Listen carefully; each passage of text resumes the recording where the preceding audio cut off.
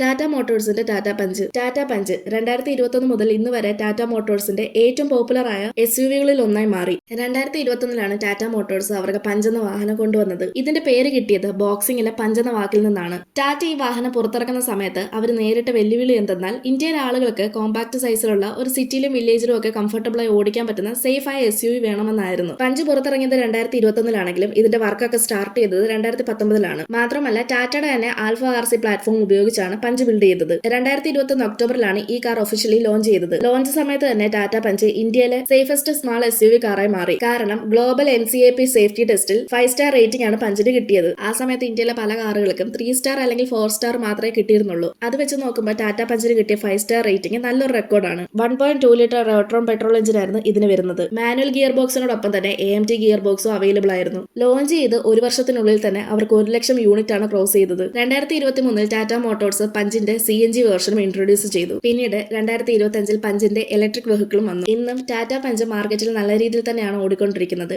നിങ്ങൾക്ക് ടാറ്റ മോട്ടോഴ്സിൽ ഏറ്റവും ഇഷ്ടമുള്ള കാർ ഏതാണെന്ന് കമന്റ് ചെയ്യൂ. ഇതുപോലെയുള്ള കൂടുതൽ വീഡിയോസ് കാണാനായി ചാനൽ സബ്സ്ക്രൈബ് ചെയ്യാനും ഇൻസ്റ്റഗ്രാമിൽ ഫോളോ ചെയ്യാനും മറക്കല്ല്.